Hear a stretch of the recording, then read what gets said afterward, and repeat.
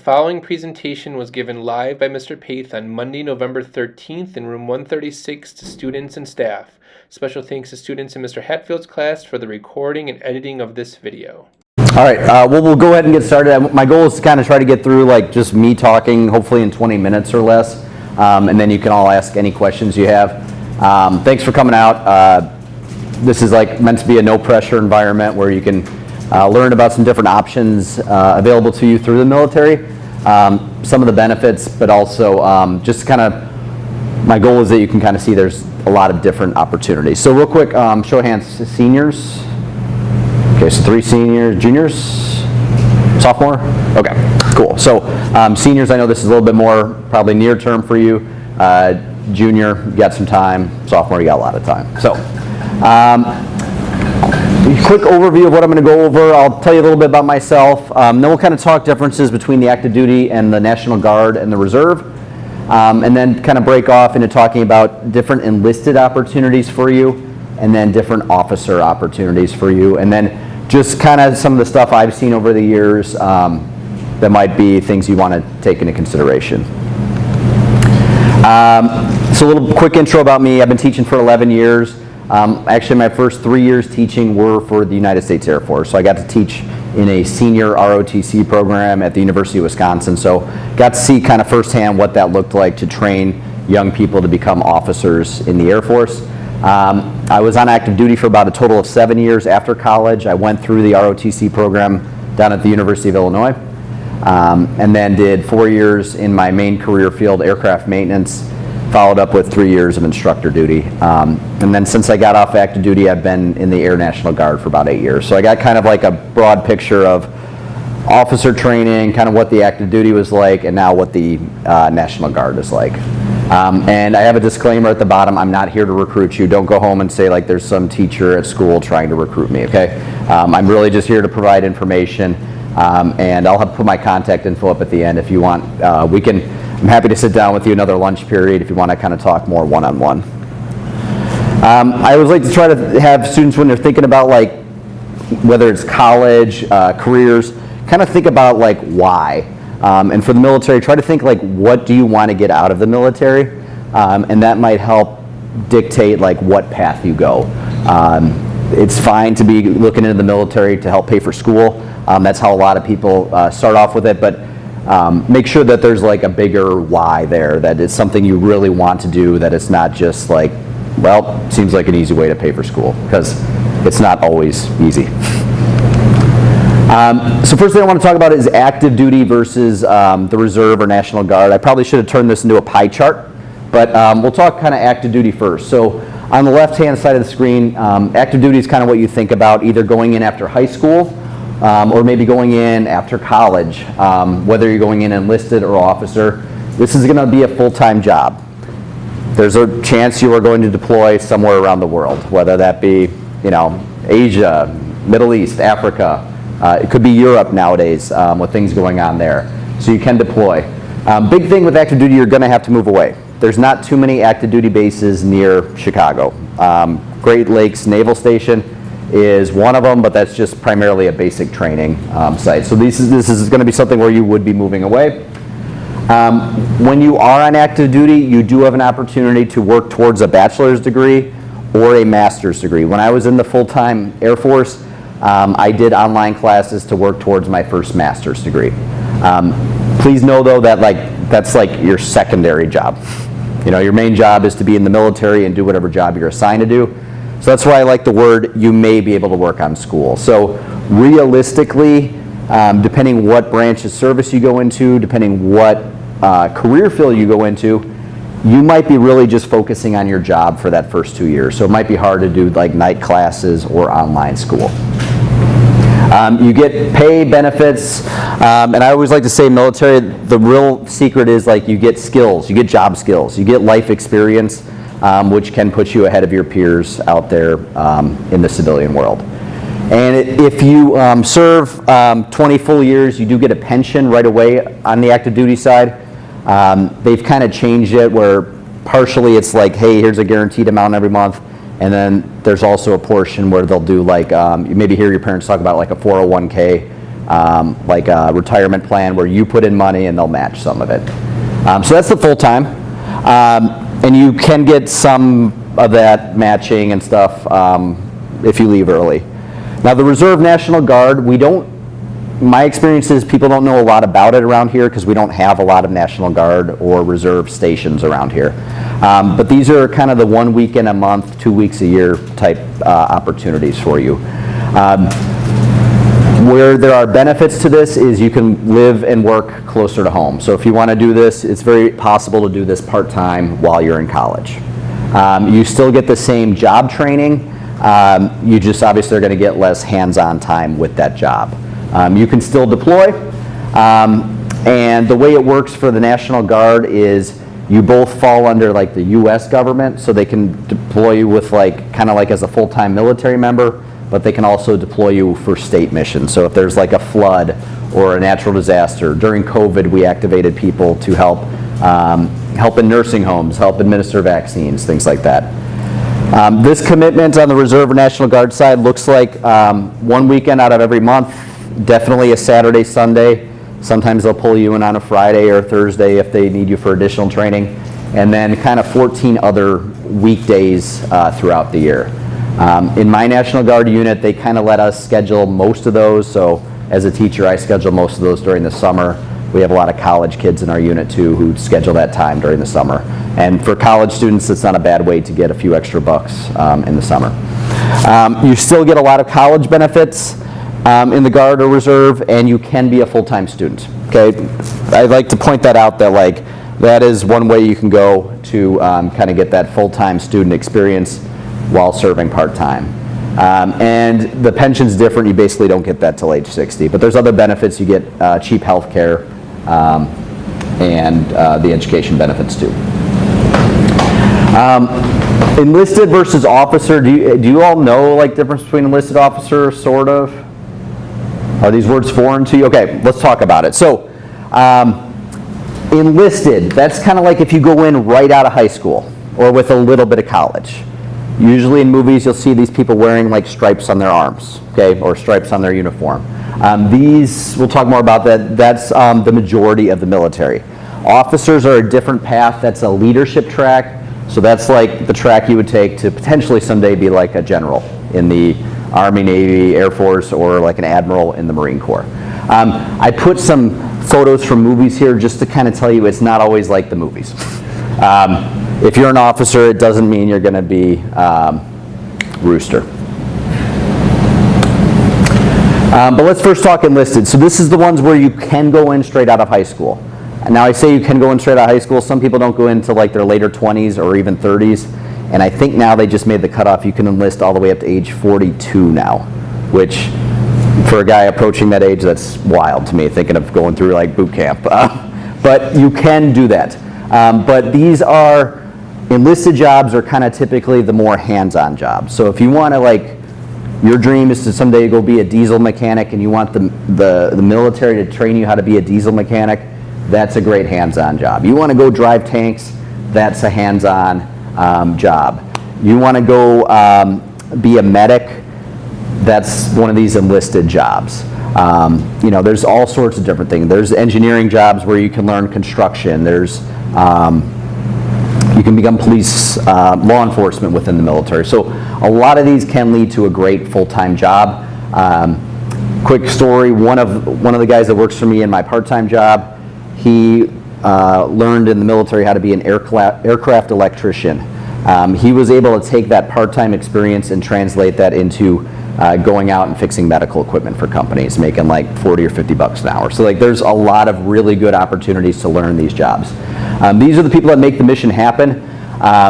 Where we'll talk about officers, they're kind of more in those managerial or leadership roles. Okay, one's not necessarily better than the other. I think you just have to think about what's the best fit for you and kind of what fits your timeline. Most of the time you have to sign up for 4 or 6 year enlistments. That means like a contract saying you are with the military for 4 or 6 years. Active duty typically has more of those 4-year commitments, where from my experience the National Guard and the Reserve, they usually like the 6-year enlistment because you're only working part-time. It takes longer to get you trained up in your job. Okay, so that's the difference between those 4 and 6. And sometimes the money you get paid coming in might depend on that. Training really depends on your career field, but you can expect about 2 months of basic training. That's boot camp like you see in movies, followed up with anywhere from, on average, 3 to 6 months average of job training. Now, if you go into something like really specialized, like military intelligence, that could be like a year. Or if you want to be like special forces, that's like a 2-year training time. But most jobs are going to be 3 to 6 months.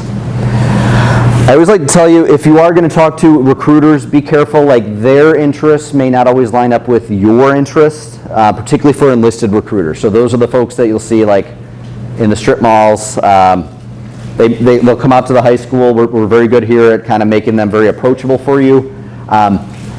But they're always looking potentially a couple months out where, you know, if you're a year or 2 out, they may not be able to tell you what jobs are available. But month by month, they usually have like certain jobs that they have to fill.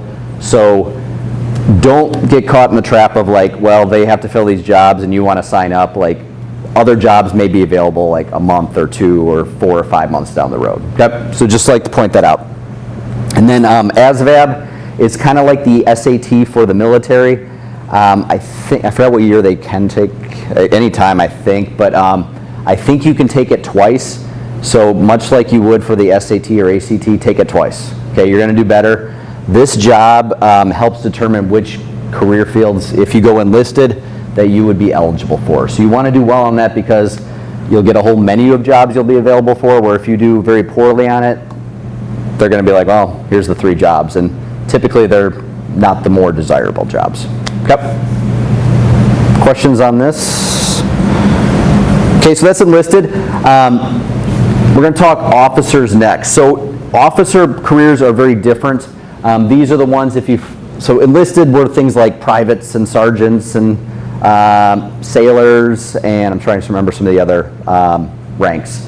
But like private, airmen, sailors, those jobs. These officer jobs are where you hear people called like lieutenant or captain or colonel, major, those kind of ranks. These are typically leadership jobs in the military, and they require at least a bachelor's degree. The reason they require the extra education is they're going to be pumping you with a lot of education throughout your career because they want you to kind of rise to higher levels of leadership, but also kind of like eventually if you become really high up there, you might be working like with government officials and helping shape our national policy. Okay. Typically these are more management type jobs. Mine's aircraft maintenance. When I came out of college through ROTC, I was commissioned as a second lieutenant in the Air Force, and like day 1 on the job, I had 75 people under me. Okay. Now in my job, I have over 150 that I'm in charge of. So these are like jobs where you're very much, you know, dealing with people. So if you like people, these are a great way to go.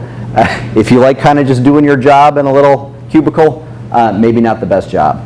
And then some other career fields they reserve for officers, for engineers. You're not necessarily leading people, but you'll be doing engineering type jobs.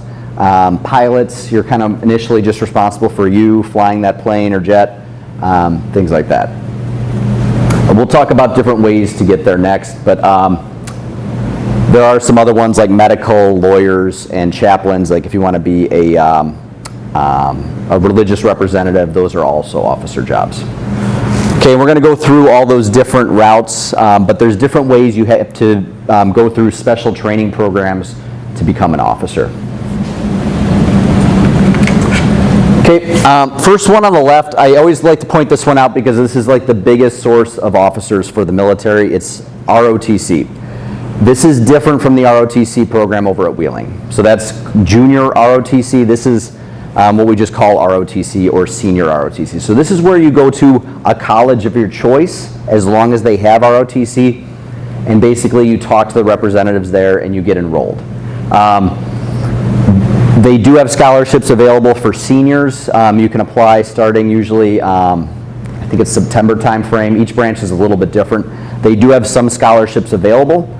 It's not guaranteed. Also, if you just joined the program in college, many of them have scholarships available based on your performance in college. So if high school wasn't that great, you can reapply in college. They really vary by service.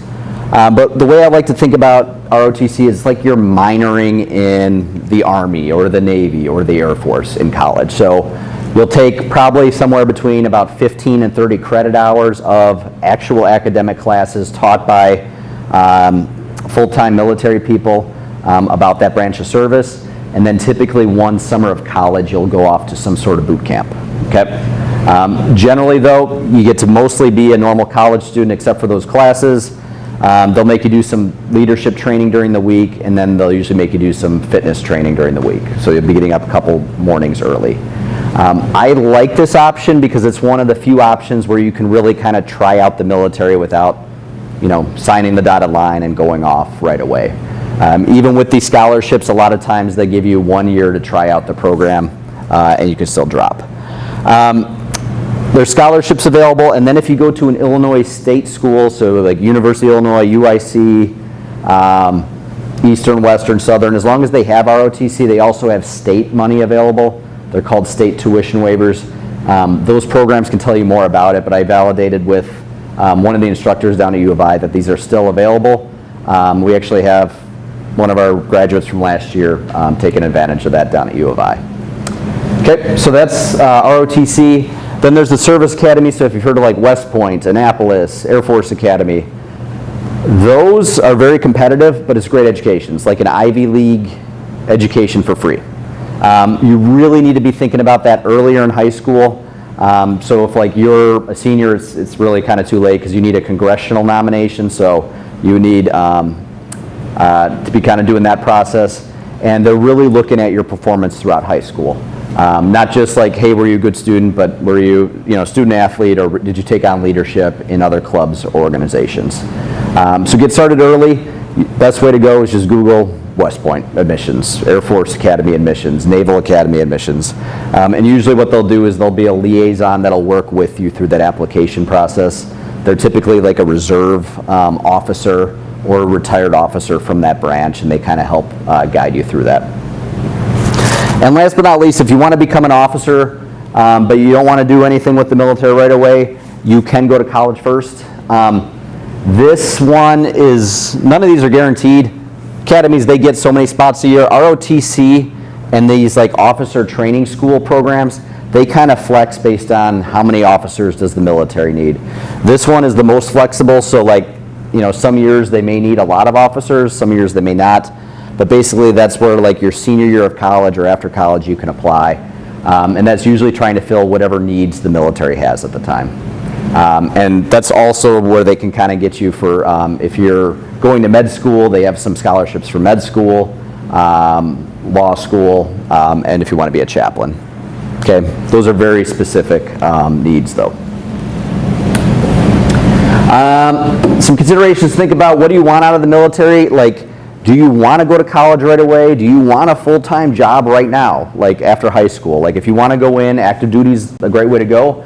If you're looking for some assistance with college, you want to learn some job skills, I think there's a couple different ways you could go. You could look at, the Guard or the Reserves. You could look at doing ROTC in college. Okay, so don't feel like you have to sign a dotted line like today if there's a monetary need for college.